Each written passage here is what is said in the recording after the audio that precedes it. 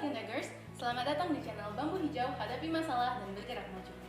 Kali ini bersama Tiara Rinalva di Room Bambu Hijau mengupas permasalahan dan memberi solusi seputar permasalahan remaja dan keluarga berencana.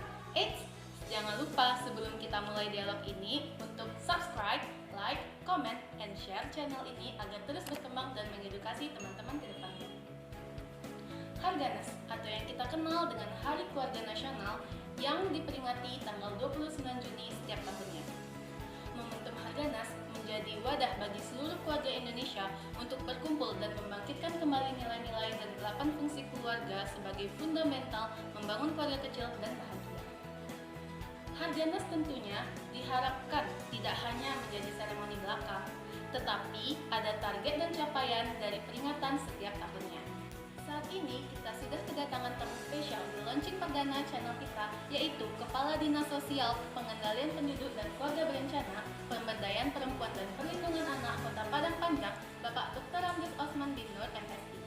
Kita akan berbincang seputar semangat pemerintah dalam mewujudkan keluarga sejahtera. Halo, selamat siang Bapak. Selamat siang. Apa kabar Bapak di hari ini? Baik. Gimana aktivitas setelah work from home di era new normal ini Bapak? Ya, memang dengan era new normal kita harus merubah kebiasaan-kebiasaan kita. Kita harus menyesuaikan kegiatan-kegiatan kita dengan protokol COVID. Betul sekali. Yang jelas tetap memakai masker, tetap menjaga jarak, kemudian mencuci tangan. Walaupun sudah beraktivitas di luar, protokol-protokol kesehatannya tetap harus dilaksanakan ya Bapak, agar kita terhindar dari bahaya COVID-19. Baik, terima kasih atas ilmunya Bapak. Saya memiliki beberapa pertanyaan. Kita mulai saja ya Bapak. Pertanyaan pertama, tiap tahun kita memperingati Harganas nih Pak, yang tentunya ini menjadi momentum untuk kita meningkatkan kesejahteraan keluarga Indonesia. Nah, dari OPD atau Organisasi Perangkat Daerah KB Padang Panjang sendiri ini Pak, apa saja program yang telah dijalankan selama ini, baik jangka pendek maupun jangka menengah dalam mewujudkan cita-cita nasional keluarga sejahtera? Baik, terima kasih. Betul, hari ini kita bersiap-siap memperingati Hari Keluarga. Nah, khusus tahun ini kita berada dalam COVID, tentu kita berharap COVID ini tidak akan lama. Nah, program-program yang kita rencanakan dan sudah mulai berjalan sama juga dengan daerah-daerah lain, tetapi di Padang Panjang kita ingin lebih sukses, ingin lebih berarti. Yang jelas adalah program-program itu kita tujukan untuk peningkatan kesejahteraan keluarga. Ada program Bina Keluarga Balita, ada program Bina Remaja, ada program Bina Keluarga Lansia. Kemudian dalam rangka peningkatan kesejahteraan keluarga, kita juga mengenal program UPPKS, Usaha Peningkatan Kesejahteraan Keluarga. Ada juga program Kampung KB, ya, Kampung KB kita punya di Padang Panjang, dan yang penting juga adalah bagaimana kita memiliki data. Oleh sebab itu kita punya rumah data kependudukan. Itulah program yang saat ini tengah kita laksanakan dan terus akan kita laksanakan ke depannya. Sedikit bertanya ini Pak. Ya. Di antara program-program yang sudah Bapak sebutkan tadi, ada nggak sih yang menjadi keunggulan dari OPD KB Kota Padang Panjang ini dibandingkan OPD KB di daerah-daerah lain? Ya, salah satu yang cukup baik dan dikenal kita adalah program Bina Remaja, ya, genre misalnya. Genre kita setiap tahun, bahkan pencapaian kita sudah sampai ke provinsi dan ada yang capai ke pusat gitu. Nah, tanpa tanpa mengabaikan program-program yang lain. Nah, kita agak sedikit fokus dengan remaja karena kita yakin bahwa dengan remaja yang terencana, program pembinaan keluarga akan lebih cepat dan tepat sasaran begitu. Baik, tadi kita sudah katakan bahwa salah satu yang berbeda dengan kabupaten dan kota lain adalah soal generasi berencana kita. Di samping itu juga kita punya Kampung KB di Kelurahan Kotokati. Nah, Kampung KB itu termasuk yang terbaik di Indonesia. Jadi kalau tidak salah kita masuk 5 besar Kampung KB, dan beberapa waktu yang lalu sering kabupaten kota lain datang ke Kampung KB, kita belajar bagaimana mengelola, bagaimana menciptakan kampung KB yang baik.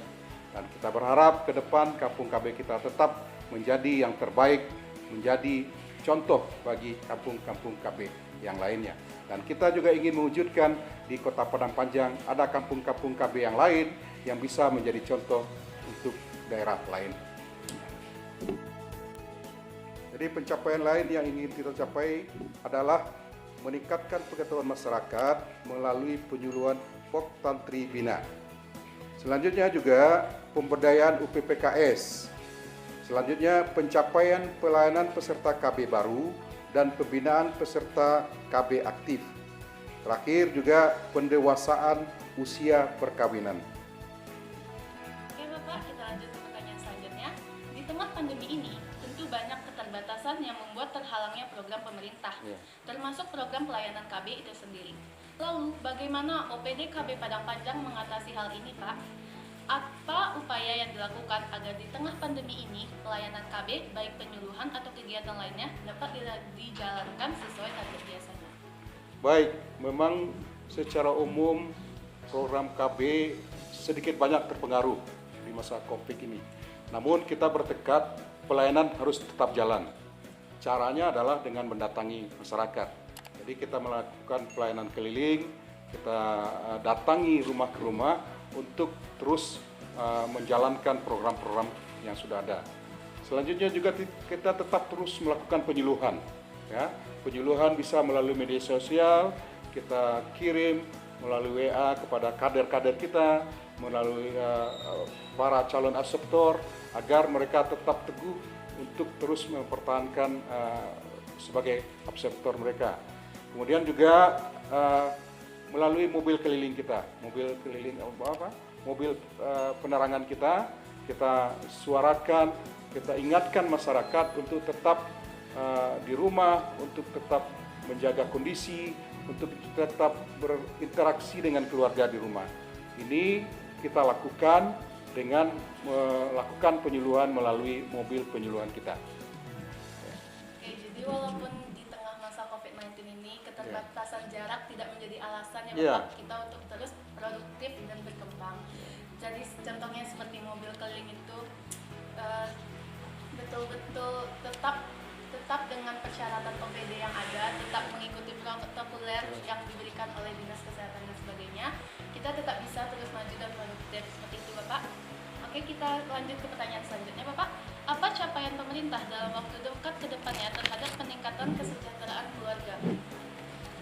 Yang jelas, setiap tahun kita berusaha menjadikan pasangan-pasangan usia subur kita untuk menjadi absektor KB.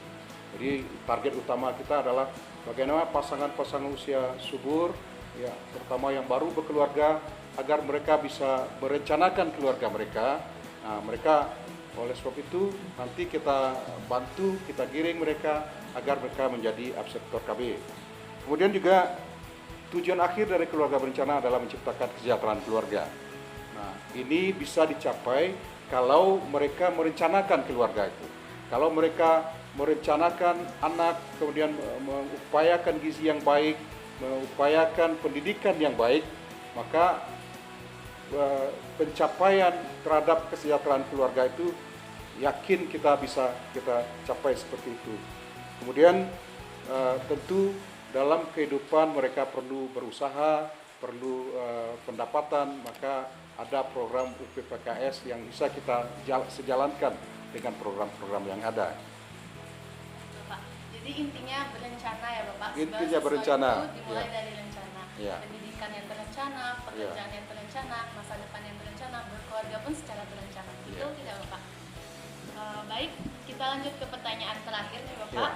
Apa pesan dan harapan yang ingin Bapak sampaikan kepada seluruh warga Indonesia, khususnya Kota Padang Panjang sendiri, mengenai momentum Harganas atau Hari Keluarga Nasional ini Bapak? Kepada seluruh keluarga, terutama yang ada di Padang Panjang, mari kita kembali memperhatikan keluarga-keluarga kita. Mari bangun komunikasi dengan keluarga. Mari kita wujudkan keluarga sejahtera dengan perencanaan yang baik, dengan upaya-upaya peningkatan gizi keluarga, dengan upaya-upaya peningkatan kesejahteraan keluarga. Oleh sebab itu, Jadikan momentum Hari Keluarga ini untuk kita memperhatikan kembali keluarga kita, untuk kita meningkatkan sumber daya manusia yang ada di keluarga.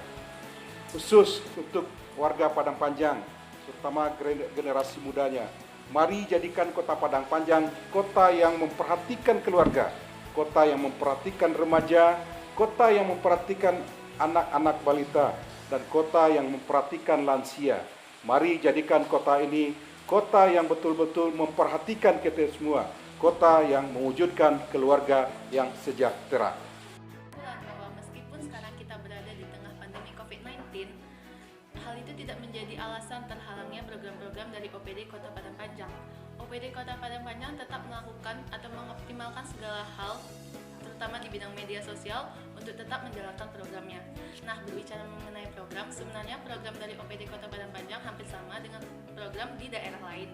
Tetapi, OPD Kota Padang Panjang memiliki beberapa program yang diunggulkan. Sekian dari aku Tiara Rina undur diri. Terima kasih semua sudah menyaksikan channel ini.